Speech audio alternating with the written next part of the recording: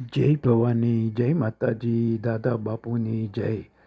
સરસ મજાનો સુવિચાર છે. જિંદગીમાં કોઈ દિવસ પાછા પડવું નહીં, પ્રયત્નથી ગભરાવું નહીં. એ પછી પ્રયત્ન નોકરી ધંધો મેળવવા માટે હોય કે પોતાની ખેતીવાડી માટે હોય કે પોતાના કોઈ પણ સામાજિક કાર્ય માટે હોય. એકવાર તમે નિષ્ફળ જાઓ એનો અર્થ એ નથી કે તમારાથી એ કામ થશે જ નહીં. પણ મિત્રો, આ બળ આપે એવો સુવિચાર છે.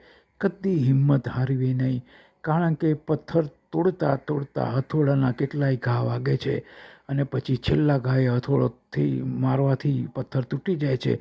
એનો અર્થ એ નથી કે આગળના તમે ઘા માર્યા હતા એ નિષ્ફળ ગયા. એ ઘા મારતા મારતા જ તૂટ્યો છે. એમ પછડાતા પછડાતા જ તમે ઊંચા આવશો અને તમારા એ કાર્યમાં નિષ્ફળતા જ તમને સફળતા અપાવશે. એટલે મિત્રો, કોઈ દિવસ હિંમત હારવી નહીં અને કાર્ય જે કરો છો એમાં કાર્યને પકડી અને એની પાછળ પડ્યા જ રહેવું. સમજાય અને વંદન અસ્તુ. જય ભવાની, જય માતાજી.